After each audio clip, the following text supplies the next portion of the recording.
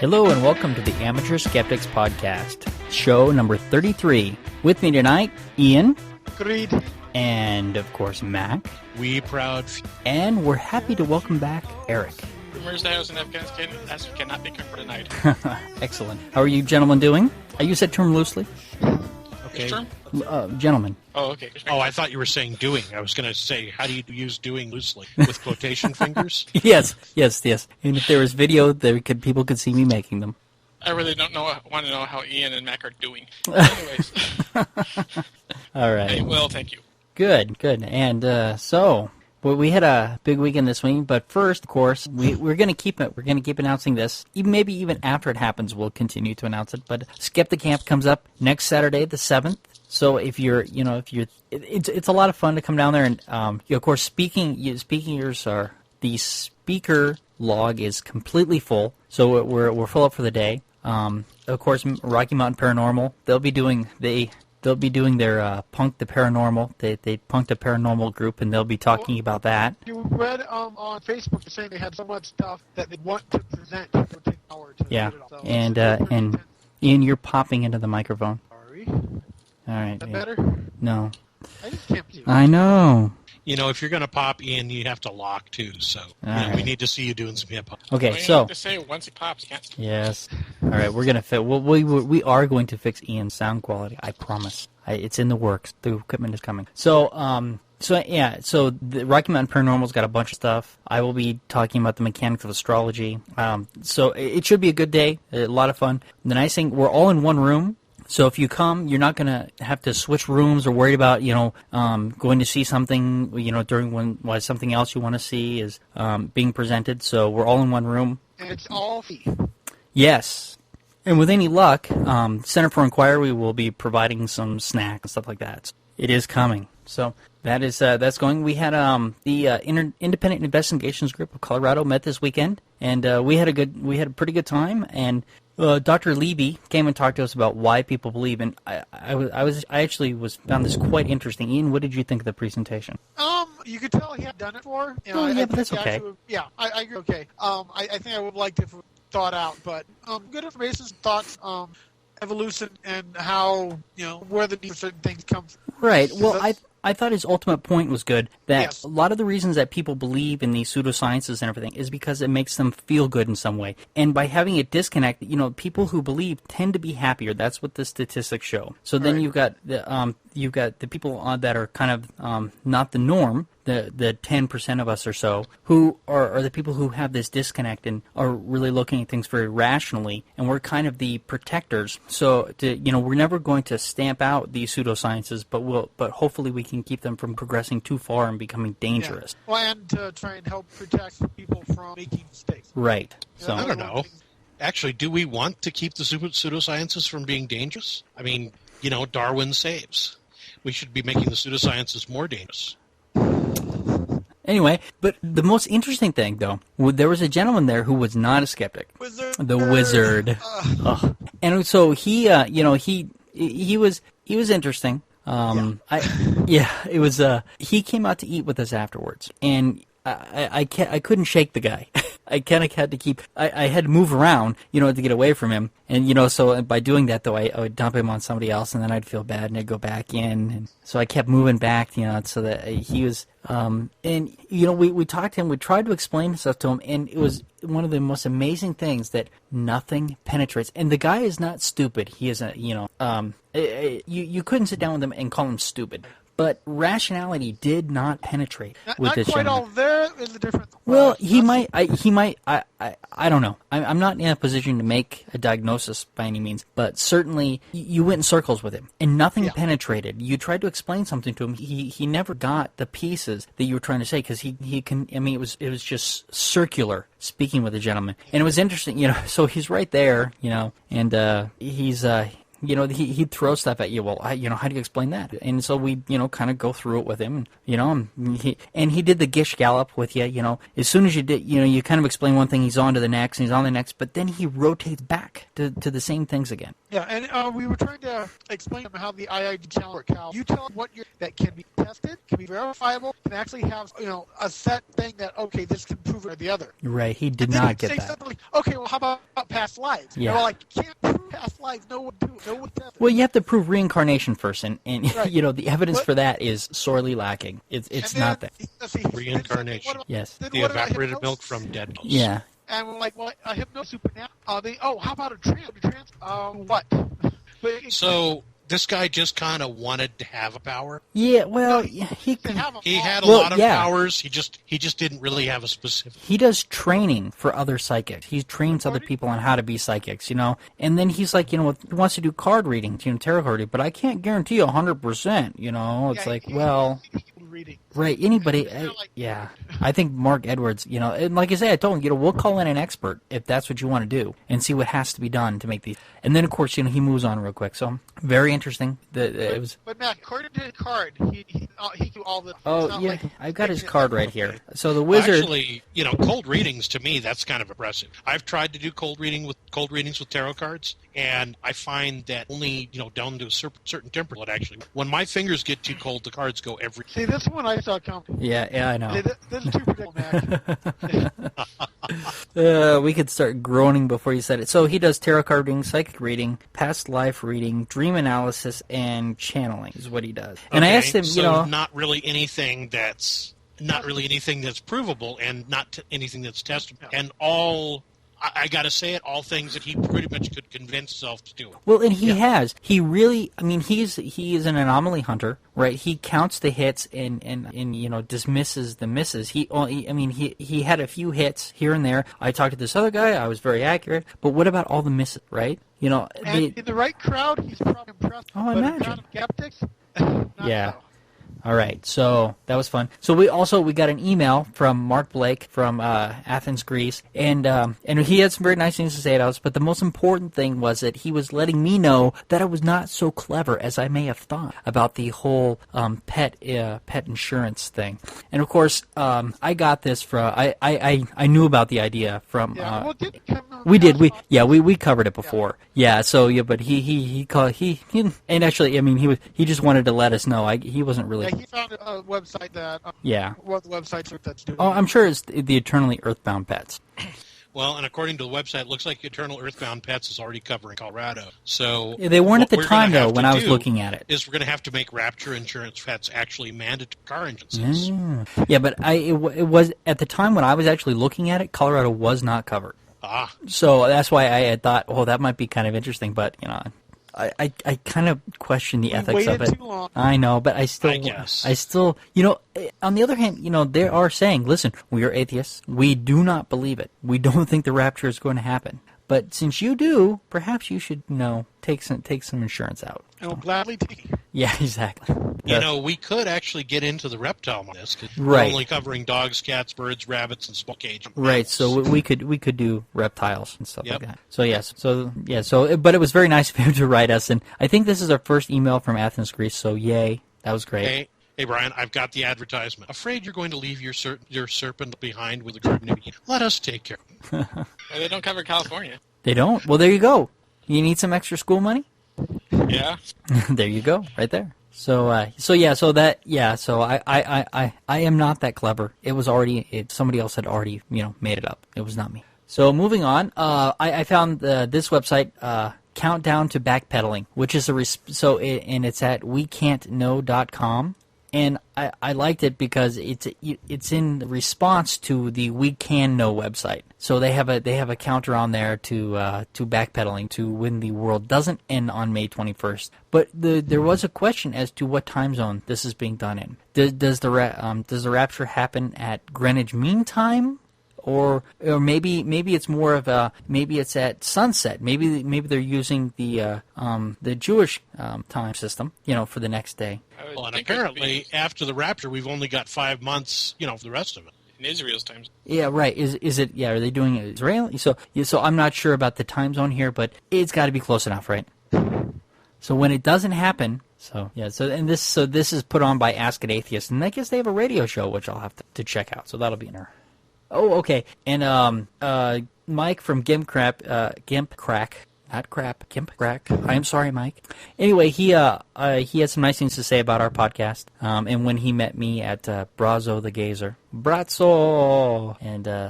in his new comic is pretty good. He making fun of Ann Coulter and her crack about how radiation is good for us. This is pretty good.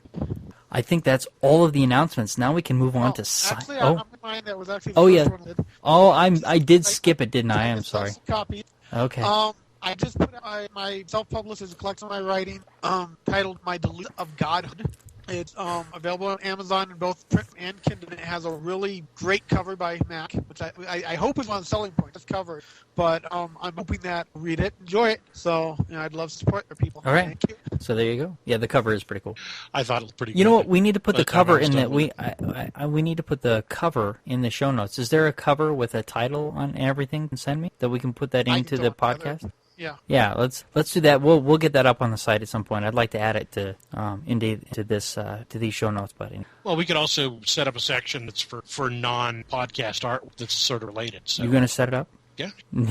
assuming I know how to do it, but yeah. We'll add it to the show notes. We might do that later. We might have an others type of but that's one thing that I did do. I think I finally got everything back on the site. As far as the shows go, yeah, I got all that up, and I also have a new album art section for all of the album art that Mac has made, so I put that all up there so people can go and see bigger versions of that than just what we put in the show notes. Yep, we're still missing about 5 pieces at this point. Right. And I'm getting those. Yep, they are coming along. All right. Plus, I've got to throw up the bonus calendar picture episode. There's an actual mini image calendar that I've got full size. Oh, yeah, okay. Very good. Are we ready to talk about superorganisms eating the Titanic? I'm ready to talk about superorganisms of Titanic. Okay, good. I found this article. I believe I found it on Aaron Williams' Nod blog because I get a lot of stuff. Because he puts up some very cool links. But essentially, what's going on here is the Titanic is being eaten by an industrial complex of microorganisms that are actually in collusion with each other. They're actually cooperating, and they are eating the metal bit by bit. They're creating what they call rustic, which is essentially similar to stalactites or stalagmites, but made out of rusted metal instead of made of stone.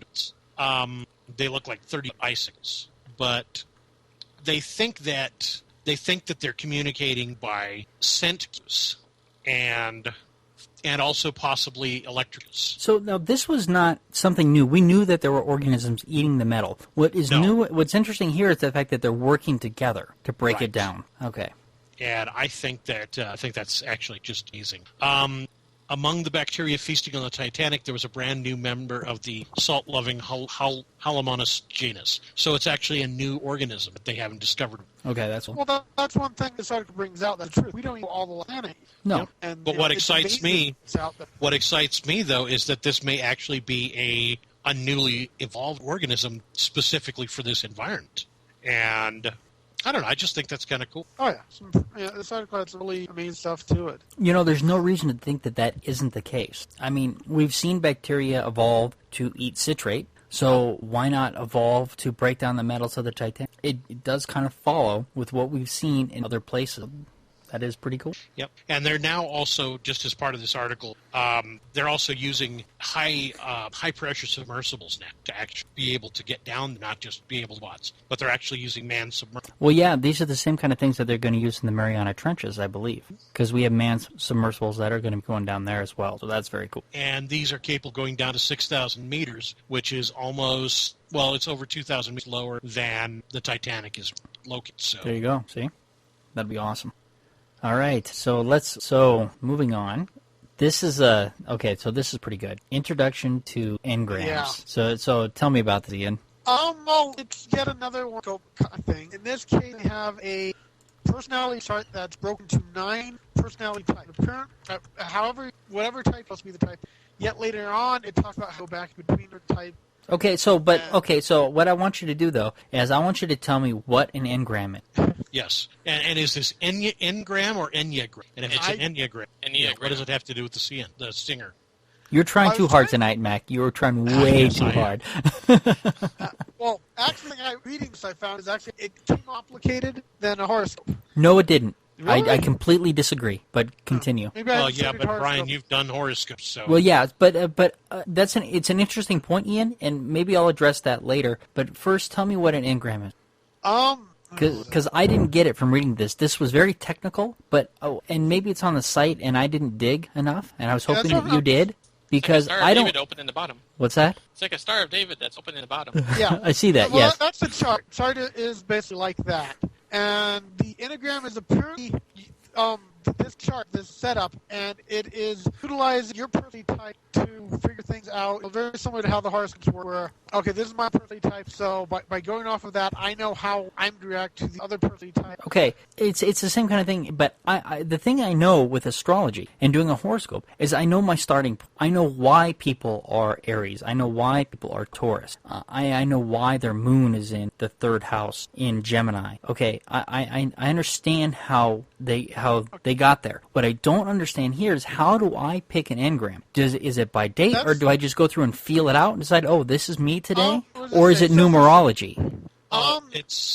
It says here, if taken properly, our questionnaire, the Riso Hudson Enneagram Type Indicator, will identify your basic personality type for you. So essentially, this is all based upon questionnaire. Okay. And assume that you're missed. So it is kind of more. What do I want to say? It's more flexible than say numerology or astrology, because in Well, not numerology. necessarily. It says right off the bat, you do not change one basic personality type to another. Once you take quiz, okay, you're that type. That's what it dominates. But what if I take the quiz tomorrow and I'm feeling different and it comes out no. different? People do not change one basic personality type to another. See, this And is that's right. What Yeah. if I take the quiz again and I just lie?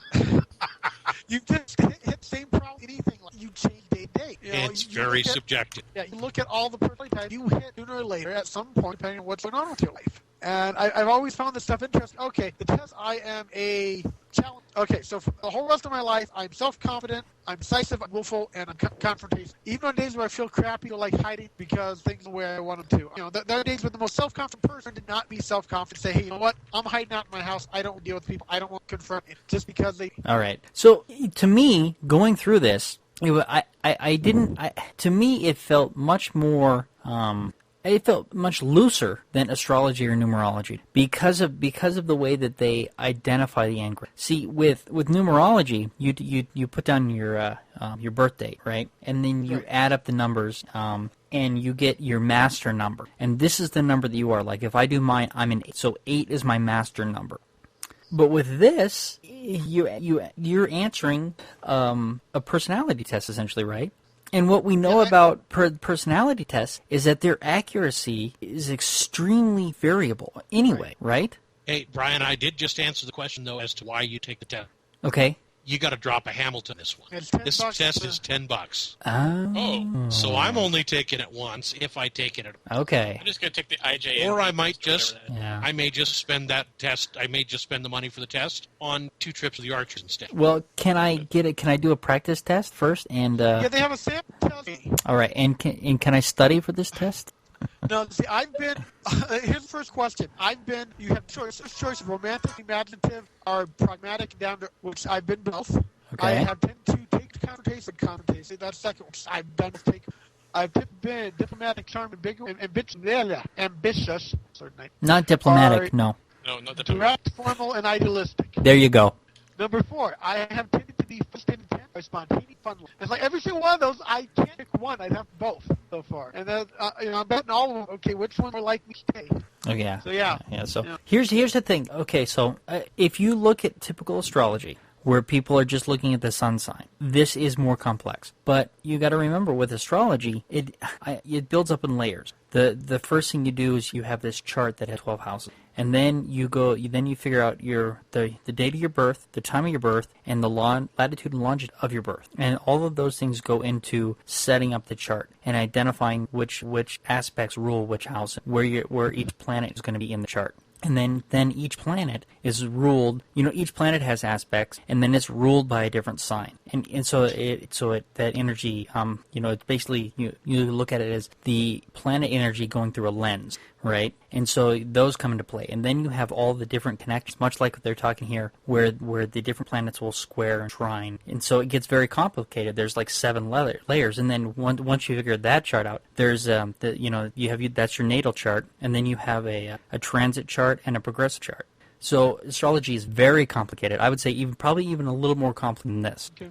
But it's the same kinds of ideas where you're looking at the relationships between the numbers and everything. And numerology is very similar once again, where you're looking at how 8s relate to 6 and 5. So same basic principles here. I thought maybe this was some sort of numerology at first. Well, they say you use numbers because it's more value neutral, and then giving them names would be they probably give them right. That, so. The peacemaker, the helper. Yeah, so there you go. I noticed that they give the names, none of the names in there are actually you wouldn't want to be. There's nothing there that, you don't have something in there like the skeevy guy. Right, and that's, yeah. That's one of the things they said as you were going through here is that that no number is better than another. It has nothing to do with the value of the number. So higher is not better than lower. Lower is not better than higher. Apparently, Skept is opposite to being sentiment.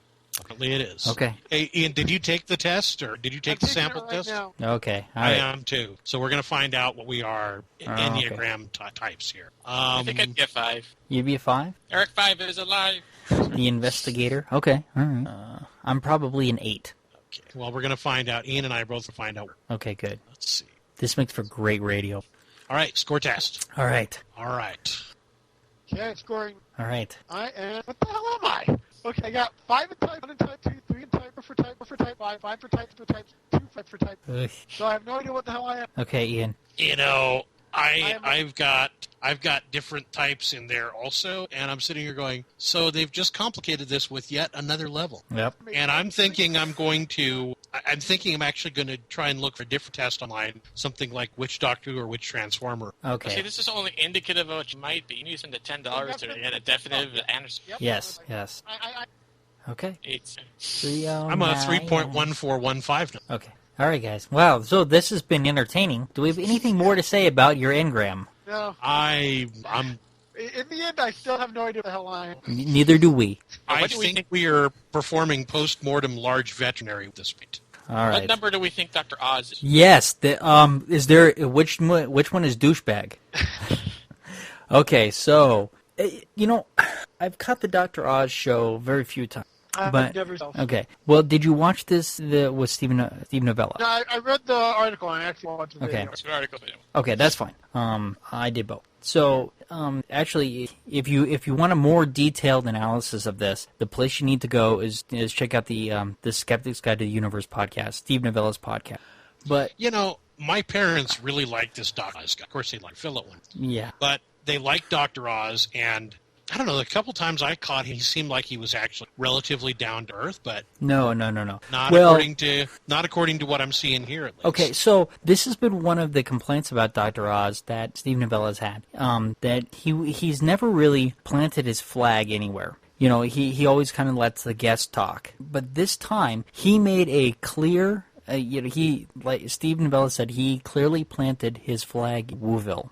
He put his foot into the alternative medicine, into the CAM community, and he very much says that he uses these things in his practices. And he comes on there, and the whole way that he set up the interview was that these medicines are viable and they work, and there's just a few holdouts. So he tried to reverse it and make it look like the CAM people were the majority and that there was just these few holdouts, and that Steve Novella was one of these holdouts. When the opposite is actually true, that most doctors are into scientific medicine, and CAM is on the outside, it's on the fringe. But he tried to structure the conversation and make it look like it was coming from the other side. So he was structuring the conversation right from the start. He's making it look like most people believe in alternative medicine, and there's a few, skeptics, cynics out there who don't know what's good for them. Exactly, and so that was exactly what was done here. So if you watch this, he's very good at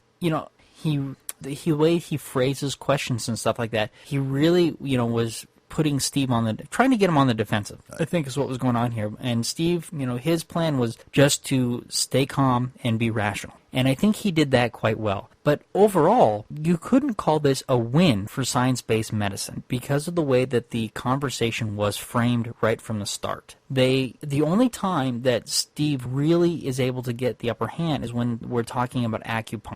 And because he said, he's looked at the literature and, it's no better than placebo, so why aren't we just twirling toothpicks on people? And in fact, it's safer because there's no risk of infection. That, we've seen infections from acupuncture needle. And I don't know if those toothpicks are made out of maple, antibacterial. There you go. And so that was the only time, and, in Dr. Oz says, I feel like you're being dismissive of acupuncture. He says, no.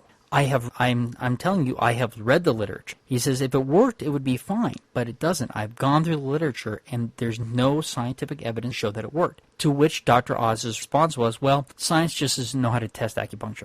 And it's crazy to me because that's one of the things that the wizard said to me this weekend about, was it acupuncture or was it something else? It was something else. That science just didn't know how to test him. Was it positive thinking? Yeah, it might have been positive thinking, or it might have even been faith healing because he's a faith healer too.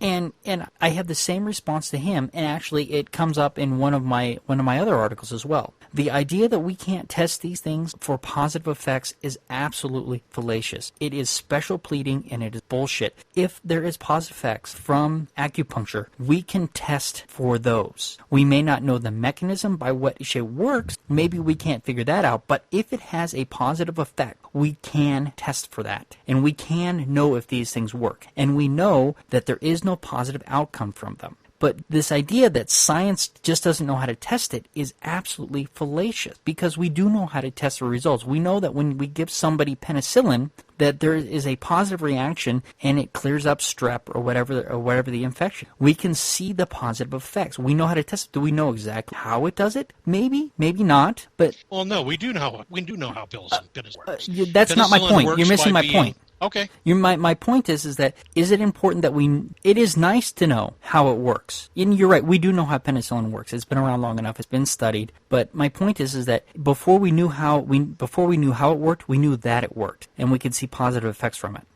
Does that make sense? It makes absolute sense. Yeah. And to finish my statement, okay, just in case anybody's wondering how penicillin works, okay, penicillin works by being a poison that's more poisonous to the bacteria than it is to you.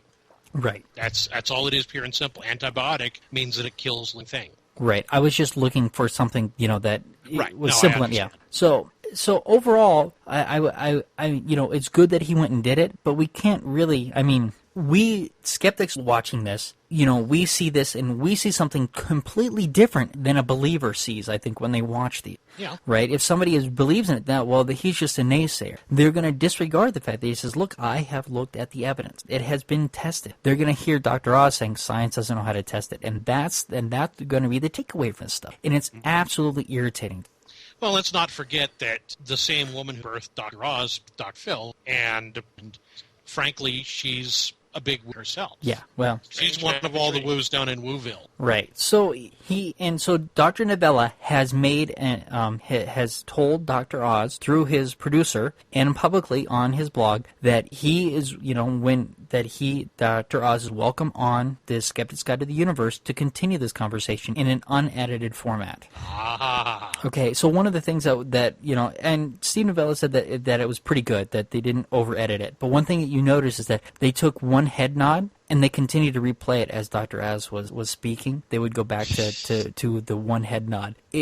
So it's like they had one head nod that they keep replaying as Dr. Oz was speaking. Now, and to me, one head nod could be the guy nod. Right, but to me, it looked more like, okay, he's listening and he's hearing what he has to say. But just so to a believer, it probably looks like he's agreeing with Dr. Oz. Right. When he is not. Right, so that's why they continually use the same head nod. And that's probably not a huge point, but it goes to how they stack the deck. All right, want to talk about dubious chiropractors? Sure. Okay. Want to narrow that down a little bit? Yeah, really.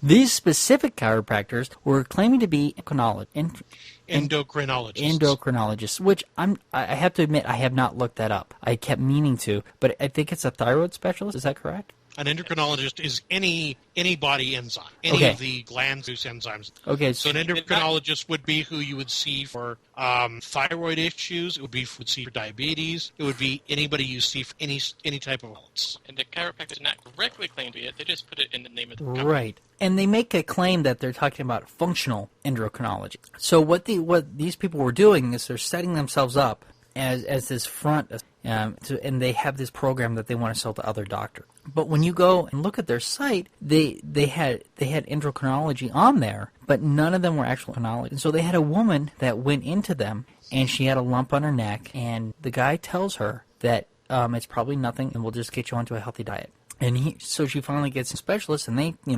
quickly find out that it's cancer. So this man, who he claims not to be a medical professional. He's, he's not claiming to be a doctor. Gives this advice to this woman that was absolutely incorrect and potentially dangerous if she believed him.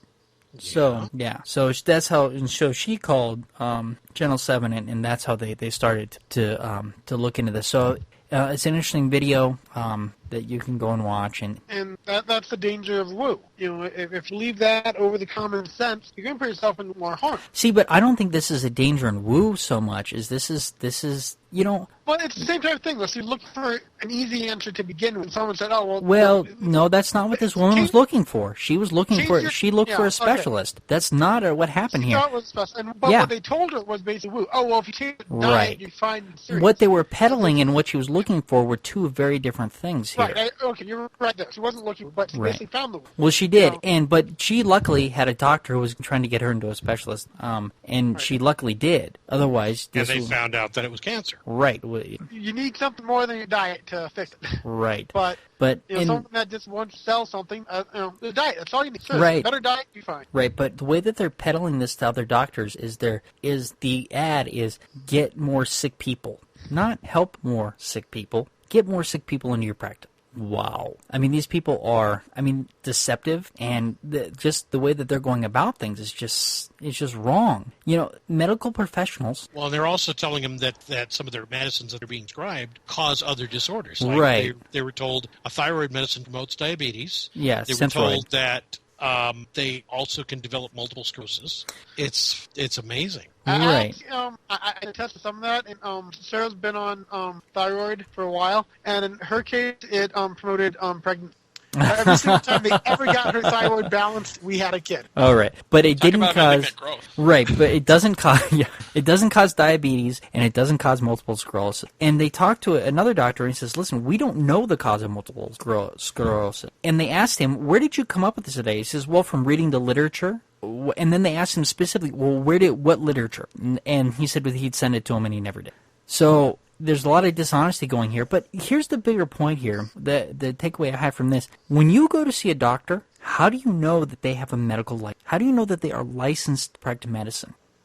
I don't check it out, right? I'm trusting when I call a doctor's office that whoever's running that has a certain amount of integrity and that they have checked out their. That's a good point. Sometimes when you go to a doctor's office, they've got their information up on the wall. They've got their diploma from medical school. They've got their board certification and so up on the wall, but not every time. How do I know it's real? And if it's a small clinic, they may not go into the same office every time. They'll go into a waiting room. Does it have a signature?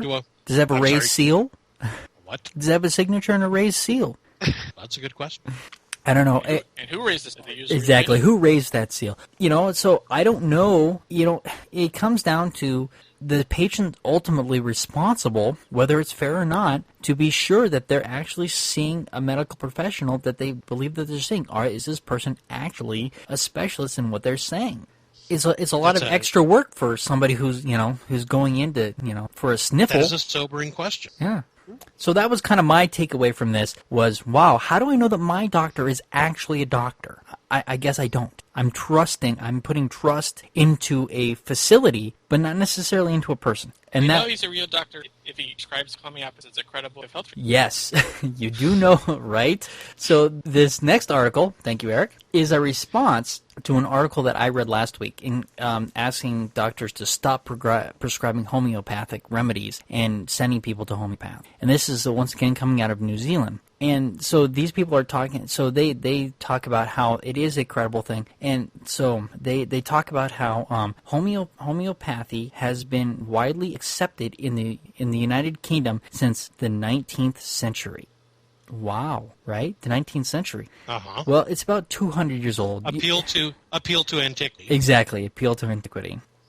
They talk about the 6 hospitals that were established, right? So they have hospitals, okay? So because it's old and because there's homeopathic hospitals, you trust them. And then the other thing is the New Zealand Homeopathic Society estimates that more than 5 million people worldwide use homeopathic medicine on their sole and main therapy agent. So now they're saying so appeal to popularity. Now, on average, 70% of patients report positive health changes. Right, report positive health changes. Yes. Once again, this is self-reporting, right? Yeah, and that is wiggle language if I heard it. Exactly. Yeah. So this whole article that is here, it goes. They make all these fallacious arguments to say that it's good because it's old. There's hospitals that do it. It's popular because lots of people are using it, and 70% of people report positive effects from it. Now, then of course there are ways to show otherwise. In contrast, the New Zealand Medical Journal reported that 1 to 19 deaths per 1,000, less than 1%. That's about 1% of one, right?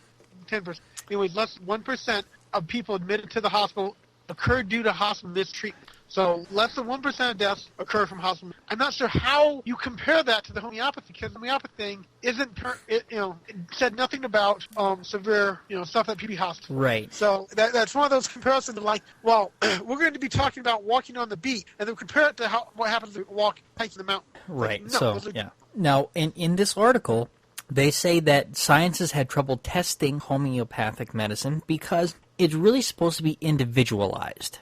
So science can't test it. Okay. Once again, I'm going to call bullshit because we're talking about individualized medicine that's sold in stores in mass. But they're saying that that's not how homeopathy is supposed to be done. Oh. Yeah, and so they're saying that the homeopathy you're getting over the counter doesn't actually work. What you really have to do is get a personalized medicine. Well, okay, so let's take people, let's set up a control group, and let's set up a people. Let's choose something that we can test for actual, do they get better? And I think maybe arthritis would be a good one.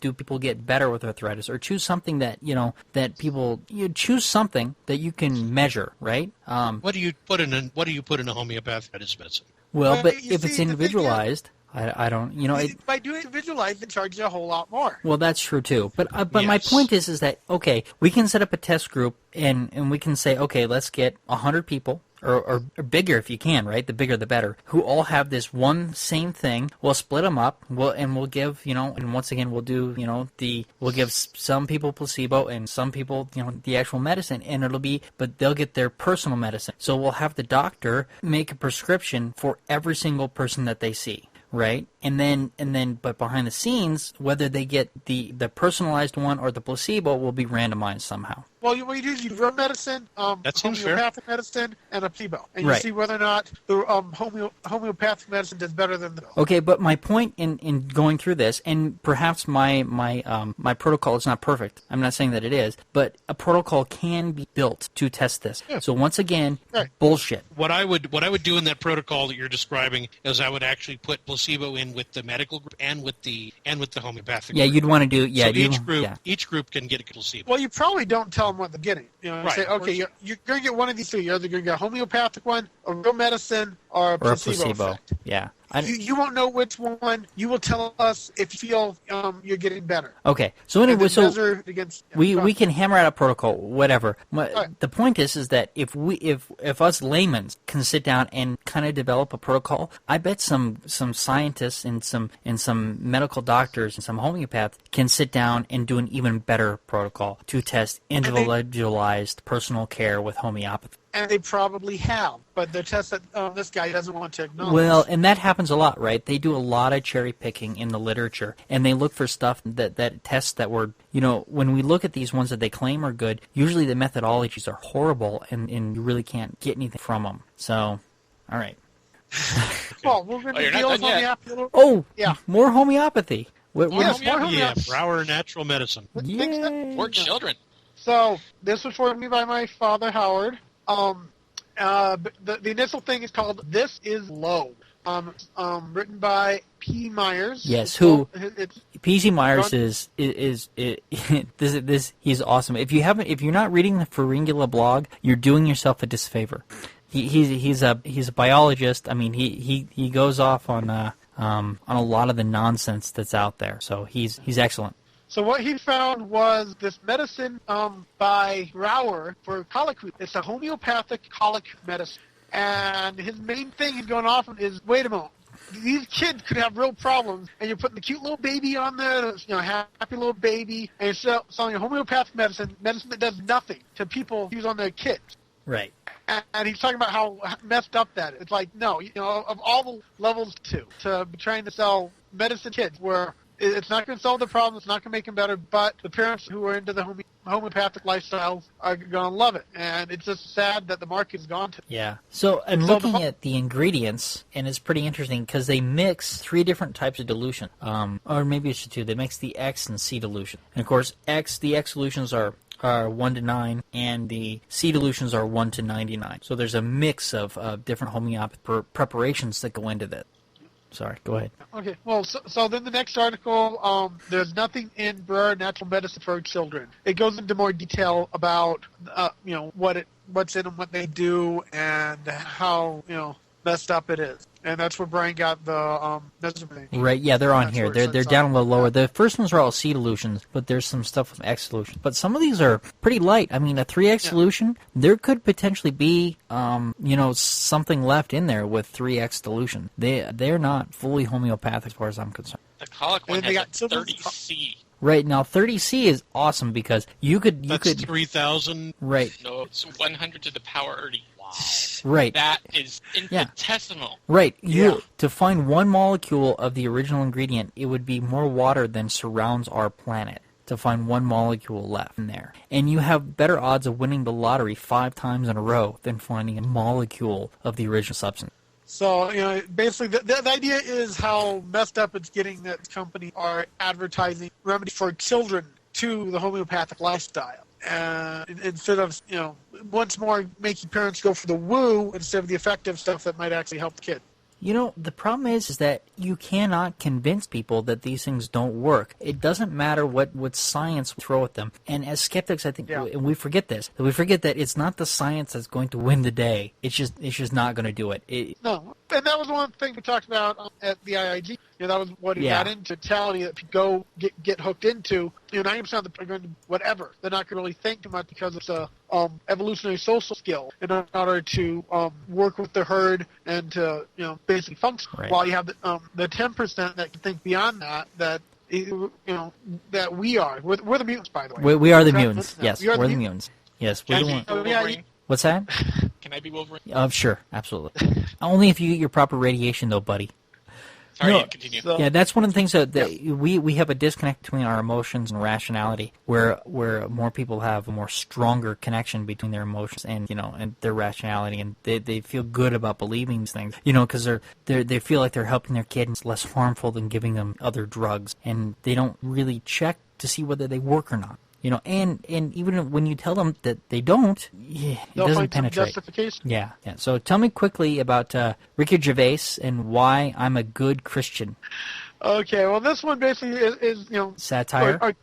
Satire or comic through the episode. But Ricky Gervais did this thing on why I'm a Christian, so he's going to be an atheist. But then he goes through the 10 Commandments and points out how he follows all of them.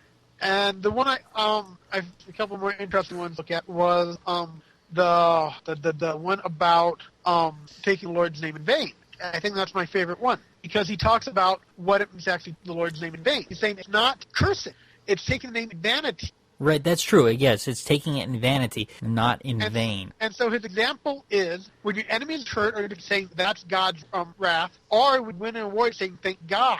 That is in vain. Oh, wow. Yeah. It's a So, definite... in other words, our buddies, the Westboro Baptist Church, have done this and claim to know God's will? Yeah, and so, you curse all you want. But that's not taken in vain. That's a whole different thing. So I think that was my favorite one out of all of these did, because you look at it, it's like, okay, you see a lot of doing that. I'm a great Christian stuff, yet, thank God for this. Thank God he let me win. We beat the other team, because of our belief in God and stuff like that. That's actually defying than saying, God, right, that's damn closer it, to being vain. So anyway, it's there for people to go look at. It's funny, and it's worth taking a look. That's actually pretty good. It's thoughtful and thought-provoking. And I gotta say, Ricky's gotten... Yeah, he has. Yeah, absolutely. Yeah, you get a feeling it might be a little Photoshop. Photoshopped, yeah. Yeah.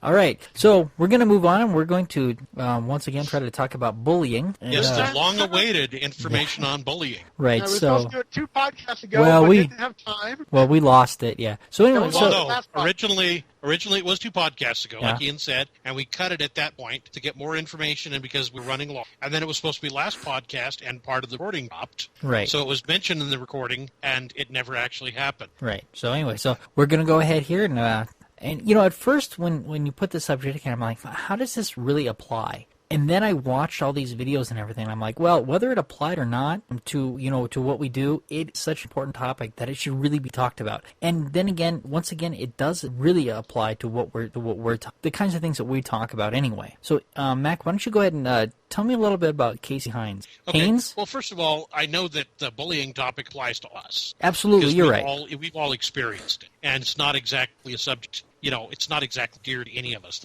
No. But as far as Casey Haynes goes, first of all, this is something that got picked up about a month ago and went viral in the U.S. This video, and it went viral because it's the same thing. People who've been bullied see this kid, apparently, in the video, pick up the guy who's bullying, who's a smaller kid. The small kid is hitting him in the stomach ace. And he picks this kid up, and he slams with concrete, at which point the smaller kid, who was the bully, retreats. Now, this has been picked up about a month ago or so and gone viral in the U.S., but this happened in Australia about 2 years ago plus. Wow. And it just got picked up now. And there's enough information in this to make me wonder if what we see in the video is actually the whole story. Well, why was it being filmed? That's a very good question. It looks like it was probably being filmed on a cell phone. But as far as why it was being filmed in this place, that's a very good question. Nobody's really gone into why it was. What you see in the video is you see this smaller kid walk up and punch Casey in the face. Numerous times. Well, he punches once, Casey blocks a second one, then he punches several more times, and then Casey finally picks him up and body slam. Now, the mother of the kid the bully, Richard Gale, the mother said that your kid was doing the thing, and he deserved one, which I thought was kind of it. But when you listen to the interview with Richard Gale, he's talking about, well, what you see there isn't really representative going on. He says that this is something that they did play fighting and screw around. So, and that Casey had actually been verbally harassing him before he came up punched.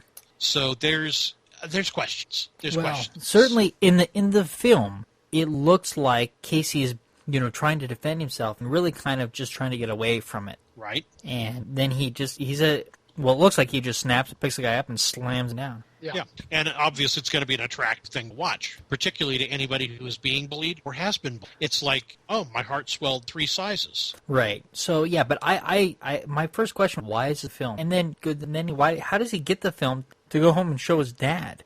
His dad talked about he came home and he saw the film. So what? I don't know. There's a piece missing there. I don't understand. But there's some big pieces. Yeah. Missing. So that's that situation. But so now they put in this Dateline NBC story, and this I thought was really good. I like the way that they set this up. So tell me a little bit about it. It's brilliant. It was brilliant. I watched this Dateline story on NBC, and essentially what they did was they took 2 or 3 girls and put them, teenage girls, and put them. It was normally groups of 3, I thought, or 4. It was 3 girls. It was always 3 girls, and then it was 3 actresses. Right. I think it was 3 actresses and 3 girls. Right. And 2 of the actresses were bullying a 3rd actress, and they had the parents watching this to see if kids were to see if their kids could be induced to bully this actress that the other girls were bullying. That the kids didn't know why they were there. The parents, however, did, and they were in the back and watching. Right. Then they performed the experiment with some boys, and it was interesting how they managed to induce some of the bullying. In one case, they actually had the coach bullying the bullyee to see if they could get the kids to bully also. Yeah, well, basically, I love the one mom there. Yeah. I love the one mom on there, though, who said their kid wouldn't bully, and her kid stands up, and she's like, that's right. That's me. Yeah. That's my kid. Well, basically, what they did, they altered the circumstances time. They first start off with just let the actors or actor go and the bullying. Then they would change. The next would have something change. With the girls the first time, what was the change?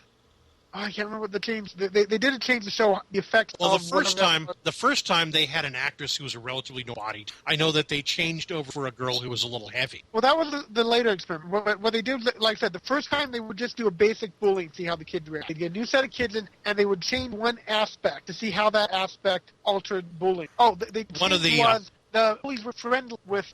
Yes, I was going to say the bullies were giving positive reinforcement to the girls that were not their bullying victims. Right. That was the boys.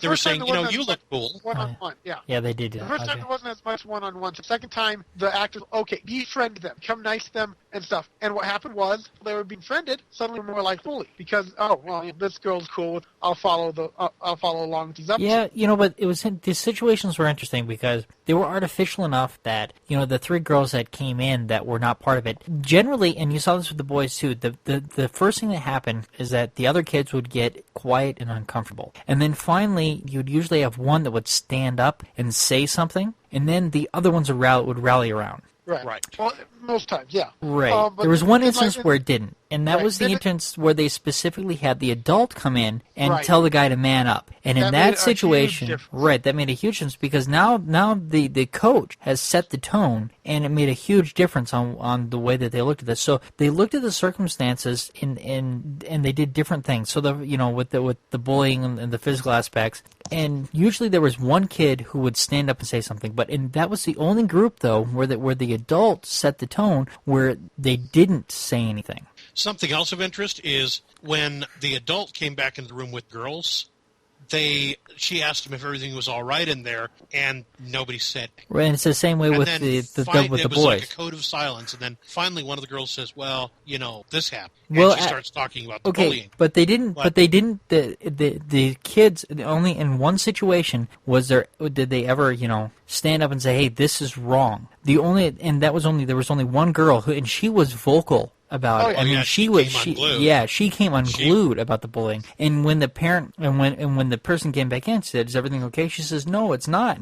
And she was the only one of them that did. The other times, you're right, it's the code of silence in every other situation. So she was an anomaly, particularly in this study that they did, because most of the time that is not what happened.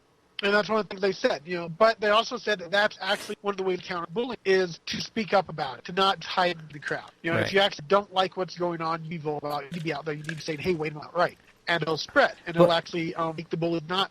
It'll take away their power. Right, but even more interesting, though, in that situation, that final one that they did with the very vocal woman, they had another girl who was being bullied at school, who hadn't told her parents everything, who was highly affected by the bullying that was going on, and was off in the corner crying. Someone else. Oh, is that what it was? No, she was being bullied. No, she said she was being bullied as well. She wasn't being bullied in that situation. No. But what I'm saying, she hadn't told her parents everything about how much she was being bullied at school. Right. In none of the Dateline episode were any of the children, the real participants, bullied by the actors. Right. No, but only the actor was. The girl watched someone else get triggered, drawing most response to her because what's she going outside of her. Exactly. So, there's trauma there.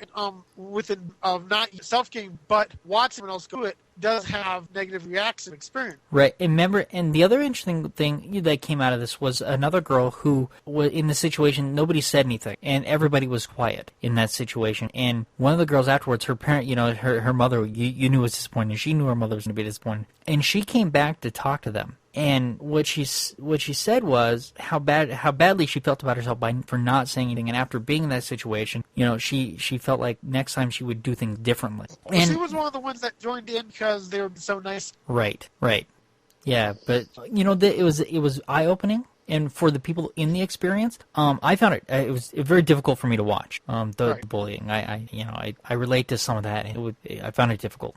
And that goes back to the one thing about that one girl that had a breakdown in their situation. You could somewhat sympathize with. So I think we should, yeah. So there's a second part to this. Well, you have an article here too, but I wanted to talk about the evolution of. Well, let's go ahead and throw Ian's article in there. Yeah, first, let's do that. Well, what I'm saying is evolution. maybe we should come back to the evolution of bullying later because I'm not well enough prepared. Have you guys read this, or would you be prepared to talk about that? I skimmed through it. There was some of it was a little confusing. One of the links didn't. Yeah, one of the links isn't. Yeah, there's a couple of videos and. Yeah, here it is. PDF is just an outline, so. I think we could talk about the evolution of bullying tonight and still come back to it another day when. That's fine. So I think we can do both. Well, I think we can have our cake and eat. Yeah, this is in. I can get to the link when I Google it, when I do it from Google, but I'm having trouble. It doesn't seem to work. Well, I'll go into my story. You know what? It might be because of the way that it's coming out of Google. This is the kind of story that's close to. For one thing, my wife just started working at school. Quest right after this happened had a lot to say about it. But the story is this kid was bullied, this 12-year-old kid, and finally couldn't get anymore. So one day at school, he came to school with a razor blade taped to a pencil, and when the bully started up, he stabbed the kid. And it shows what how much you take crack. And the kid's a good kid. He's not violent, but couldn't take it. And now legally, the kid is in a home right now because he committed basically a felony, and they can't just say, okay, well, it was because of bullying, we'll put you back in school, because legally they have to go through that. But it's a level that kids are pushed because of how else we deal with it. You try to go through the school, and there's only so much they can do, and in the end, you take it in your own hands, you're going to get in trouble yourself. And how far can this stuff push? One thing to actually see it go to this level. All right, so Ian, Brian, Eric, were any of you ever pushed this level? No. Close. I know I laughed out a few times, punching without even paying attention to who I was punching because I'm trying to. I had a lead pipe under the lead or an iron pipe under the seat of my car because I was being stalked by a group in high school, and I came close to a confrontation. I also had one of that group pull a knife on the middle of the hall, inch and a quarter long blade or so. Not a large blade. But he pulled this on me and waves us in my face, and I'm just, it obviously brings up some memories for me. Sure. But at the same time, we've been asking ourselves though. One of the questions that I asked is bullying actually an evolutionary imperative? Sure. And I know that none of us here gathered would be the same, and we might not have friendship formed had we not been bullied in school and developed personalities that we developed. Right. So I have an article in here, and that link works. Yep. And they're talking about how we evolved primates, how bullying fits in primates. But like I say, I'm not really prepared to talk. I think that there's a big topic that I think that we should come back to. I think we'll come back many times. Yeah. But it's all across the animal. It's not just in birds. Sure. When you're talking in terms of birds, it's called pecking order. Right. When you're talking in terms of a flock of birds will sometimes just single out one bird and drive that bird out of the flock, or in extreme cases, peck that bird to death because there's something in that bird that's weakening the. Maybe a disease, maybe an unsuitability of some sort, but there's something in that bird that's weakening. It may be that bullying is just a way of testing the group to find out if there's any weak members and to single out those weak members and them out. I think that socially we should have grown being, but we I still think that there's society. The way our society functions, we don't function like that and can't. I know. But I still think there's probably a switch inside of us that flips and bullies. Well, it's interesting that gene still hangs around. Well, actually, last time we tried this, I mentioned the fact that in some ways I'm aware of it, and I feel bad about it. And I think there is a level where we can do it without realizing sometimes until after. Those of us who are more aware of it are bad while we do it. I think most people have been both them and the bully, right, depending where they fit. And well, heck, so I'm cyberbullying Eric right now. That's why he's so quiet. And he doesn't speak up. Yeah, but when you look at this, you go back to when we were hunter-gatherers and when we started forming these groups. They were smaller groups and they had to be fairly tight. And if you had one person who was acting out, in a way that was unacceptable, the group would take care of that. Right. And that's exactly what has to happen here is when you in these situations, and you kind of see it that that they'll start turning on the bully eventually, and either that person conforms or they're out of the group, and so you hope that that everybody can work it out. But I bet there was a lot of times when they had to leave a guy behind. Right. Yeah, so it's a huge topic, actually. There's been a lot of research done into this topic, and it's another one of those ones that I don't know that anybody has a great answer. Yeah, well, it's a touchy subject. There's a lot of emotion. Well, just look at the amount of links that you guys have added. I mean, yeah, right. There's all sorts of, there's one in Texas, there's one in Vermont, and I'll bet this is only scratching the surface. I mean, yeah, there's the cyberbullying, that's going on now. And in the case in Texas, the parents basically said that their son was bullied to death, that he committed suicide because he was being bullied. The one in Vermont is a father who's basically lost his son to suicide over bullying, and he's basically trying to get bullying to end. There was a case down in Texas, and I went looking for link. I kind of got sidetracked onto some other stuff because it's Google. But I went looking for the link, and it was a situation where a mother basically created a Facebook account or to bully her daughter's rival, and that daughter's rival ended up committing suicide. Right, I remember But the mother did the bullying in this case. And I'm sitting here, wow. Yeah, that's there was another situation that I caught a link on, but I didn't feel applied here, where a mother, because her daughter was being bullied, put the rival's information up on Craigslist in sex ads. So the daughter was getting harassing phone. Not her daughter, but the rival who was bullying her daughter was getting harassing calls. Right. Yeah, that's pretty scary. That crosses a line. Yeah, it does.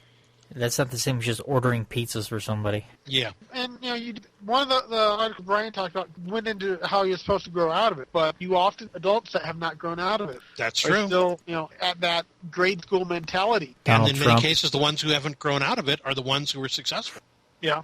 Yeah. Let me ask you this, Ian. That kid that is up on felony charges and he's in a facility right now. Uh-huh. Is he at least learning how to make a prop shiv now? Hey, I'm sorry. He made That a was good enough one. It worked. All right. Yeah, that is bad. But Okay. Well, so I think hopefully we can end this here. Yeah. So all right. So anything else?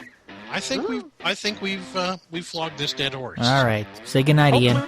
Hopefully we'll see some of our listeners at Skeptic Camp. Yes. We'd love to say hi to you. Yep. We'll be at Skeptic Camp next week. All right. Say goodnight, Ian. Good night, Ian. Say goodnight, Mac. Good night, Ian. And Eric, say goodnight. Bonsoir. Good night, and thank you for listening to the Amateur Skeptics Podcast. Thank you for listening to the Amateur Skeptics Podcast.